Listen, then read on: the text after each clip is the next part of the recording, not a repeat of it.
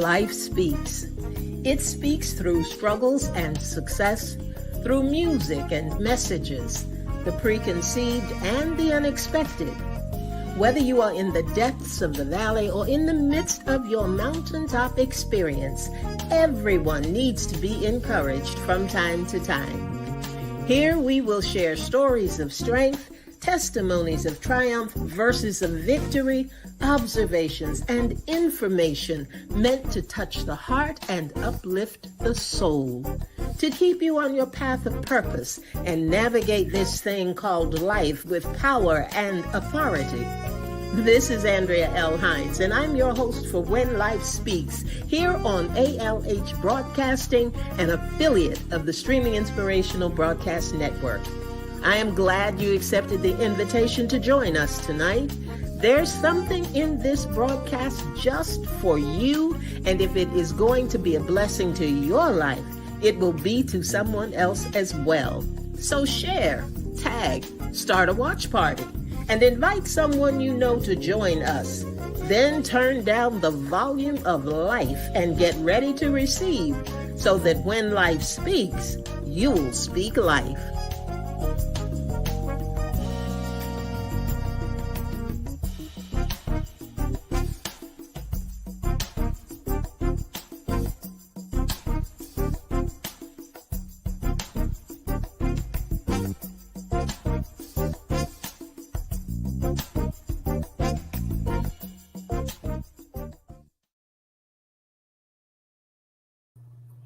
Good evening, everybody. Good evening, and welcome to When Life Speaks. Oh my goodness, this is a big screen tonight.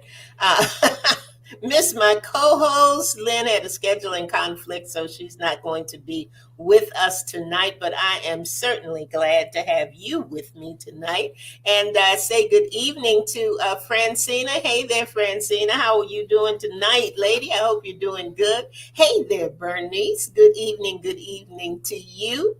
Zerlina Abobi. Good evening to you.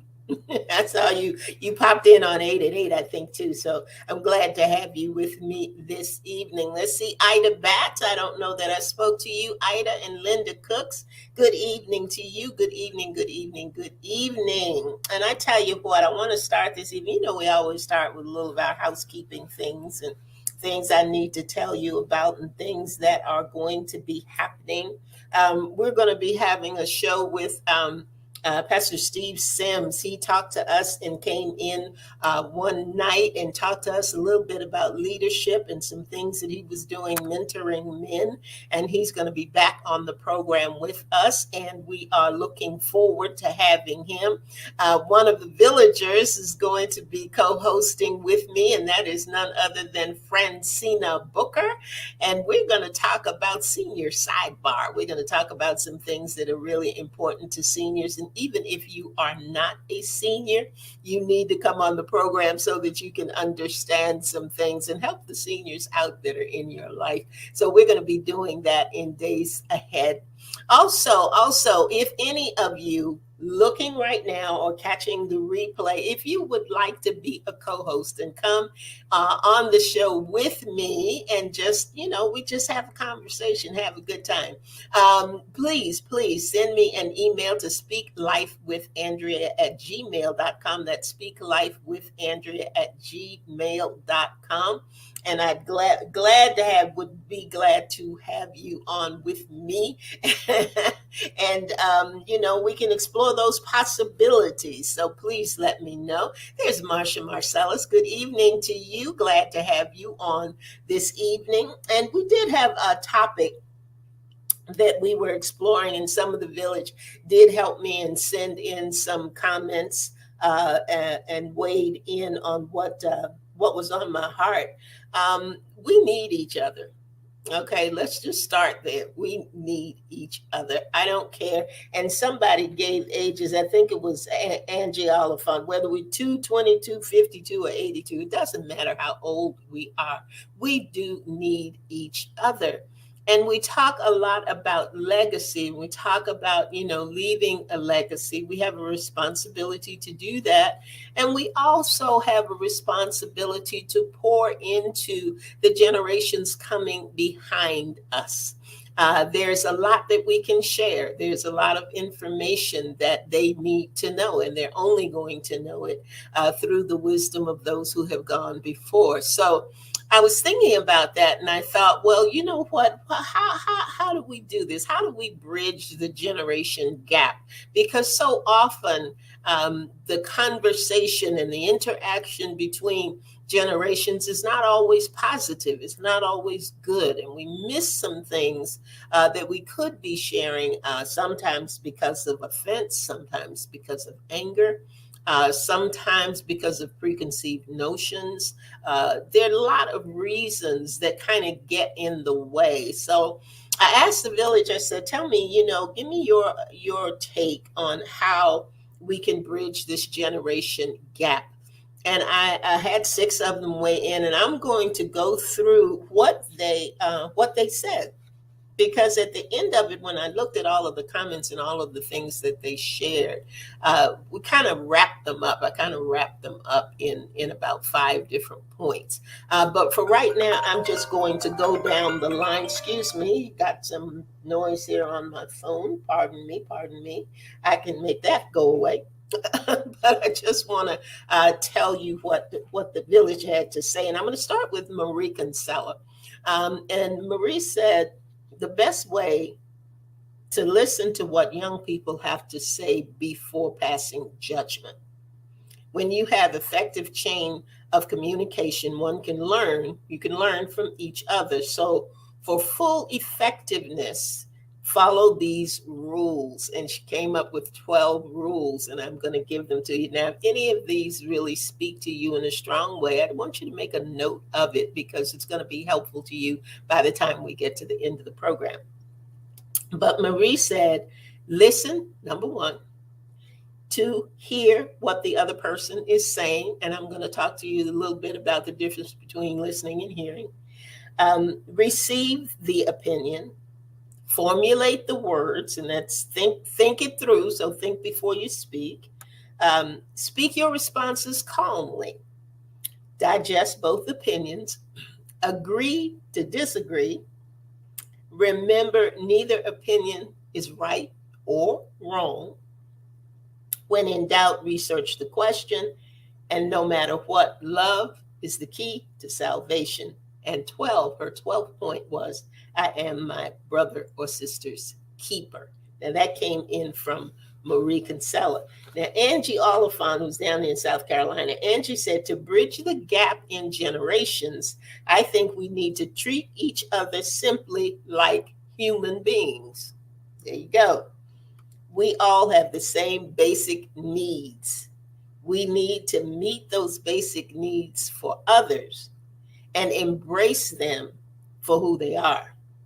We need to stop assuming and get to know each other better. Get to know each other better. We experienced a death recently, and I kept thinking, I thought I knew this person, but I knew them only based on what my interaction had to be with them. But I didn't really know their life. I really didn't know what they did or what they were interested in outside of that scenario. So sometimes we talk about, particularly in the church, we talk about serving with somebody. I'm serving with this person on this committee. I'm serving with them on that committee. But then every now and then we want to do life with somebody. And that's different. That takes getting to know them. That takes listening and hearing and having those meaningful conversations with them. So I thank you for that, Marie, and I thank you for that, Angie, for weighing in that way. Now, Bernice said we must be willing to listen carefully. Again, there's that listening.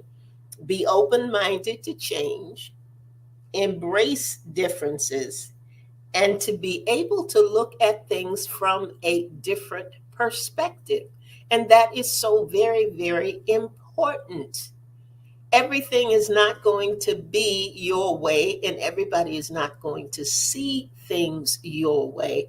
And when you come to talking about generations, particularly, that becomes important because we always think that the other generation doesn't understand us. They think we don't understand them. And there is a way that we have to be able to be comfortable in embracing those other perspectives.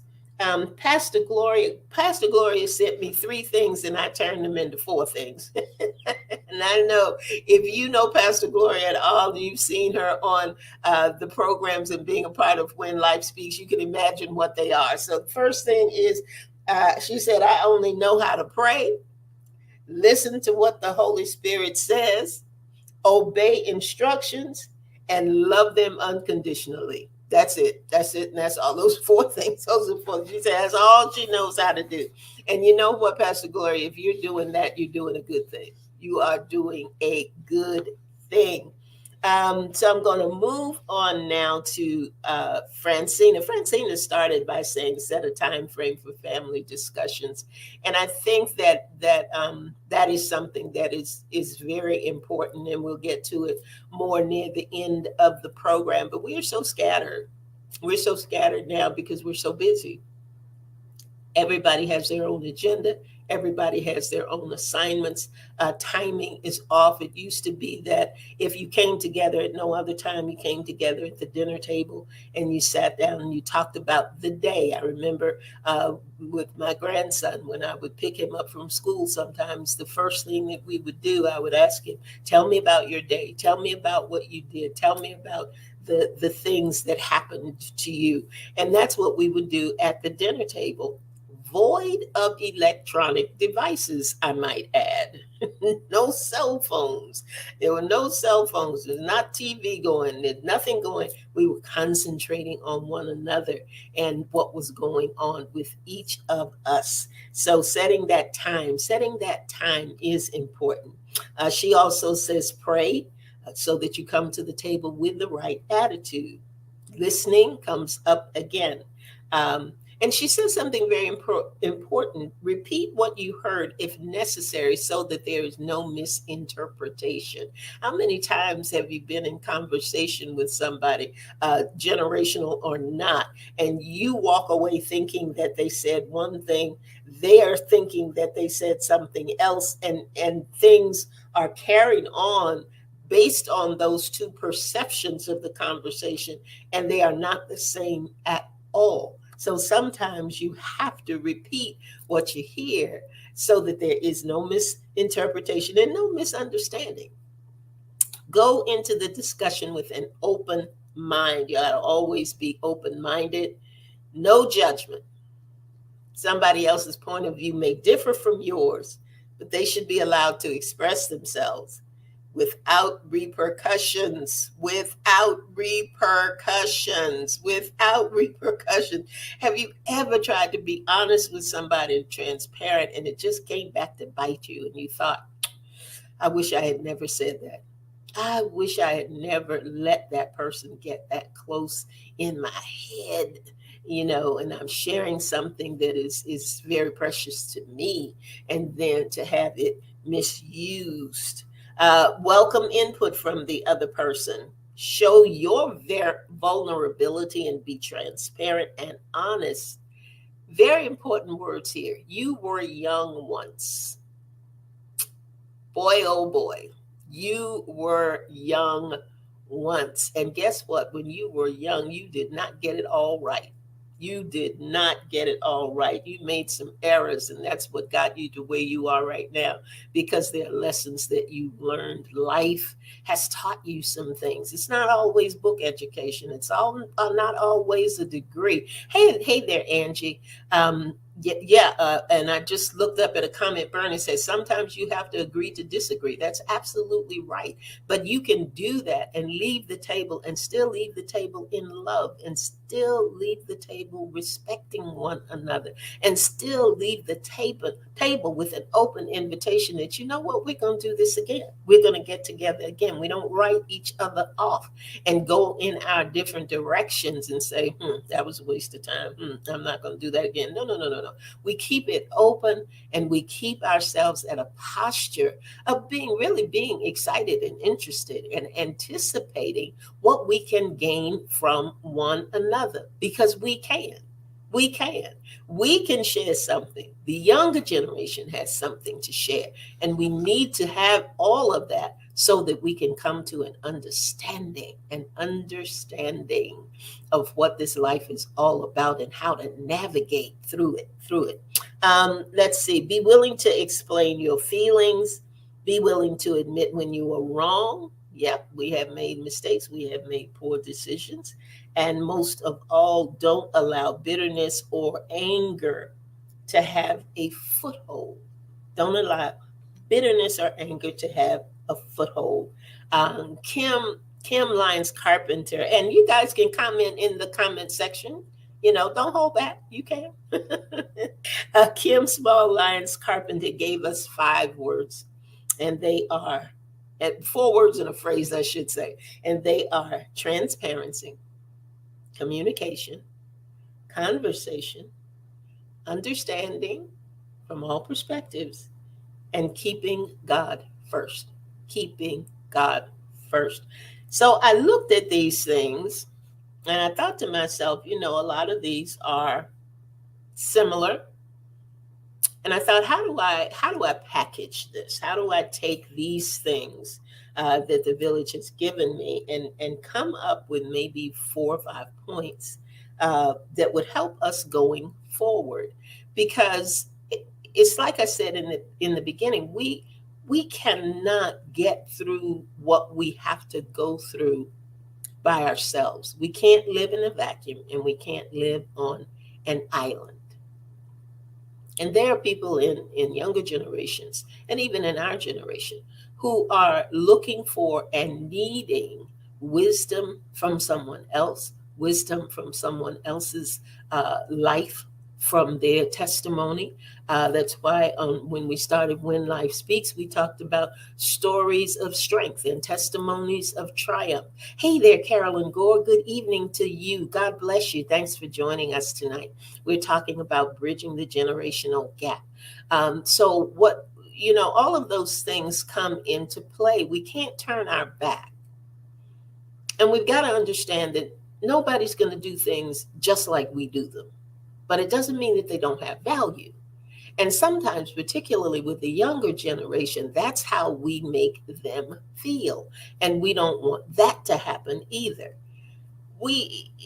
Sometimes you used to, when the generations lived together, there was always that opportunity to sit together and simply talk. That's why it always tickles me when young people will say, "Well, in your day, back in the day, when you were younger," and their perspective of what back in the day was is so far back in the day that you're thinking to yourself, "How old do you really think I am? My goodness," And the same thing with us on the flip side. We try to talk to them about things that they have absolutely no knowledge of. I was looking at, and this has been some years back, I was watching the movie Superman, a Superman movie. And we were talking about, after the movie was over, we were talking about the phone booth. And my granddaughter was looking at me like, "What is that? What is a phone booth?" And I'm thinking, oh my goodness. There are just so many little things, so many things that we grew up with, things that we grew through that are just good to share, good to open dialogue, good to be able to discuss so that it's not so difficult. So when I looked at all of this, I started with the one thing that I think is very important in order to even begin to think about bridging the generational gap, and that is about establishing relationship. We have got to be able to establish a relationship with the next generation. So where and how do we begin? How do we begin to do that? Well, I felt like bridging that relationship is built on the foundation of the light and love of Christ. I'm going to stop right here and see what Bernice has to say. Bernice says sometimes older people make younger people feel inferior. Yes, so they may fear sharing the ideas, fearing their ideas. I tell you what, if we start at this foundation, Bernice, I think it'll help resolve some of that, because the foundation that I'm talking about is that foundation of the light and love of Christ in 1 Corinthians 13, with that God kind of love. If we start in a place of love, we can build that relationship. And I pulled a couple of things from that passage of scripture. It says, never give up, never give up, never give up. So this is something that we're going to have to be intentional about and be determined to do. And we're going to keep some of these points that we've been given tonight in our mind when we approach the younger generation. We can't approach them from a place of defeat, or a place where we've already almost written them off, or we're looking for an opportunity to correct. Everything is not correction. Everything is not correction. Sometimes we just need to listen and hear what's going on in their life. 1 Corinthians 13 says, cares more for others than for self. We need to care, and we need to show that we care about what's going on in their life, because it's important to them. It needs to be important to us, at least important for us to understand. We need to be able to understand their thoughts and understand their feelings, and vice versa. They need to understand ours. They need to know where we're coming from, why we say what we say, why we do some of the things that we do. Corinthians 13, 1 Corinthians 13 also says, don't strut or have a swelled head. You don't know it all. That's on either side of the generation. You don't know it all. And guess what? You are not always right. I don't care how much education you have. I don't care how much of life you have been through. You simply are not always right. Things change, things evolve, things happen. There are different life experiences that God will give all of us, all of us. But you have to understand that that is your experience, and somebody else has an experience as well, as well. And theirs is just as important to them as yours is to you. But unless you can come together in that relationship that you have built on that foundation, you'll never get to know those things. You'll never get to enjoy those things. You'll never get to embrace those things. The other thing is always look for the best. Speak from a positive place. Speak from a positive place. Don't always begin with something that is negative, or something that didn't happen, or let me tell you about this, or I need to let you know about that. No. Sometimes just take a step back and listen. Just let people talk. You'll learn so much if you just be quiet for a little bit and allow somebody else to speak. Allow someone else to speak. And you should have conversations that speak to them or with them, and not at them. When you're speaking to somebody, it's a dialogue that's going to be shared. If you're speaking at somebody, then you're not interested in hearing what they have to say. You're only interested in getting your point across. And too many times we speak at people rather than speaking to them. Okay? Remember that. Remember that. When you are speaking at someone, you're not interested. And it shows that you are not interested. It shows in your body language. It shows in the things that you say. And you know what? We have to also be intentional about paying attention. And that's that difference between listening and hearing. Hearing is about the sound. I hear what you're saying. But listening is about gaining an understanding of what you are saying. And that means you have to be paying attention, paying attention. Let's see. My mother constantly reminded us time changes and we change with time. Oh, that is good, Marcia. I like that. I like that. And that is so, so true. And the conversations that we have today will not be the conversations that we would have a month from now. They're not the same conversations we had a month before, because we are evolving, we are changing, we are growing, hopefully. And as we do that, we begin to see things differently. Our lenses change, and our perspective changes on many, many things. But if we shut down, if we don't build that relationship on that foundation of the light and love of Christ, look how much we will miss. Look how much we will miss. Oh, I tell you. Let's see. Never look back. That was the other one. Never look back. Let the last time be the last time. We have a habit. We have a habit, particularly if things don't go right or don't go well, of maintaining that posture to say, well, you know what, the last time we did this, such and such happened. Or, you know, the last time you tried to do thus and so, such and such happened. You know, let the last time be the last time. You know, let it go. You've got faults and flaws. They have faults and flaws. We all have faults and flaws. We don't always get it right all the time. But God doesn't bring up our mistakes. And we don't have to bring up anybody else's mistakes, because it just kills. I mean, it will squash any hope that we have of embracing one another and building that healthy relationship that we need. Let's see. The other thing is to let go of secrets. Let those secrets go, go, go, go. Let them go, let them go. Be vulnerable. You got to be vulnerable. You got to be transparent. You got to be able to share your personal experiences with wisdom, the good ones and the bad ones. And remember that you didn't go through what you went through just to keep it to yourself. I allowed you to go through it so that you could help somebody else. You know how many times that sometimes, and I think Bernice, someone mentioned fear. Uh, they're afraid to talk to us because they think that we never made a mistake. I don't want you to know about what I did because I don't think you ever made a mistake. And as long as you're thinking that, you're not willing to be honest. And if you're not willing to be honest and transparent, sometimes you will miss that very divine download of wisdom that you need to keep you moving in a good path, in a good place, and getting to a goal you may want to reach, or being able to help someone else, or being a blessing.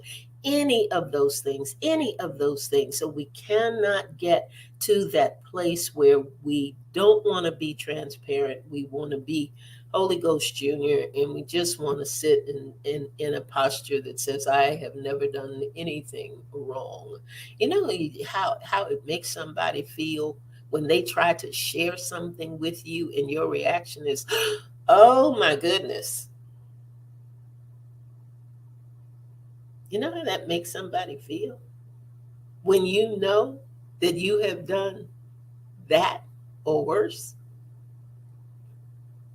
let go of some of that stuff. Be willing to be transparent and honest and open and share so that people understand. Guess what? Like Angie said before, 22282, you know, we're all human beings. We've all made mistakes, and we all need the opportunity to get it right. Yes, Marcia says we learn through our mistakes. Absolutely, lady. Yes, we do. We do. The number 3, discussions are give and take to gain perspective, not to judge. They're give and take to gain perspective. And I think somebody else had mentioned that before. You know, you've made poor decisions. You've done some of those things. We all have, and we have to be willing to admit that and tell the lesson. Tell the lesson. Let somebody know what lesson you learned from that mistake that you made. Marcia says, no matter how old we get, we can learn. We can learn from the young and the old. That is so key. And Bernie says, I think one should stop judging by outer appearances. Good. Outer appearance, because the outside doesn't reflect what's on the inside of someone. That is so true, Bernice. And that is something that we do too often. Way too often, way too often. We can't make assumptions about people, and that's something that we talk about in terms of the millennials. You know, we perceive them to be entitled and lazy, and not wanting to do anything, and they get a bad rap sometimes because that's not who they are. We can't take everybody and put them in this bucket and say, well, that's everybody. That's how everybody acts between the ages of this and this. That's not what everybody does between the ages of this and this. Seniors are this. Millennials are this. Generation X is this. No, we are all people. And we need to get to know each other as people, as individuals, as unique creations, and see what God sees in them, just like we want them to see what God sees in us. Um, we talked about listening. Listening is paying attention to what you are hearing, thoughtful, undivided. Give people your undivided attention.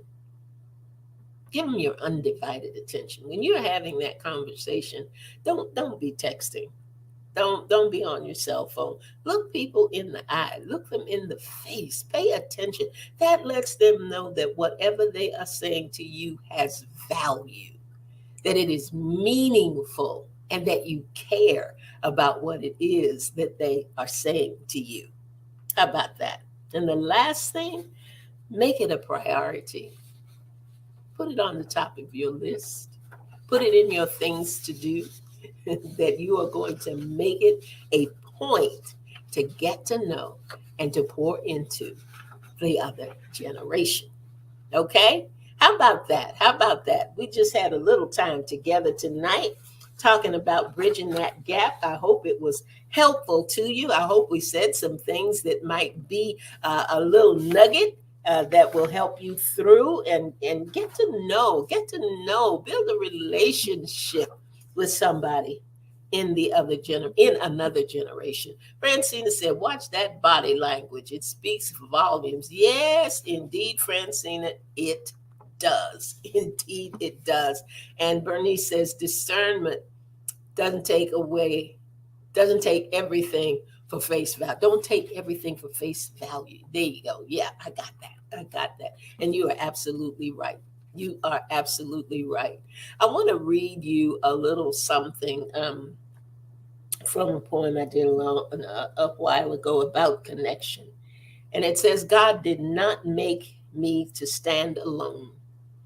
Part of the master's design was to give me a chance to touch someone's life and allow their life to touch mine. We need one another. You hear that? We need one another. That's for sure a point we should never forget. If we always treat others the way that we should, in our lives, there would be no regret. Remember that you are not an island. There's much that life holds for you. Embrace your connection with others and see just what God will do. So embrace your connection with the next generation.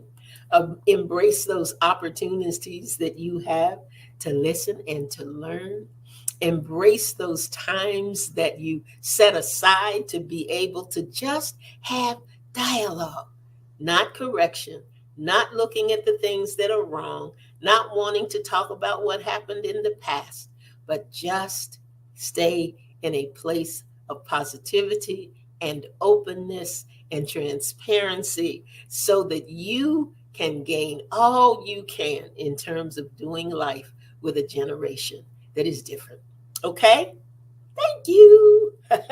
I hope this was helpful to you this evening. I enjoyed sharing it with you, and I look forward to us being back again. Remember, for those of you who may be new to the broadcast, if you would like to be a part of the village and join us in weighing in on some topics that we have, just either put it in the comment section there or send me an email to speaklifewithandrea@gmail.com. That's speaklifewithandrea@gmail.com. Let me see. I would tell you what's going on next week. but I don't think I will. I think I'll let it be a surprise like I usually do. But I tell you what, I'll be right here at 7 p.m. for When Life Speaks. And I want you to come back. Please, please, please come back next week. You'll get a chance to turn down the volume of life for just a little bit and get ready to receive so that when life speaks, you'll speak life. Good night, everybody. Thanks for joining.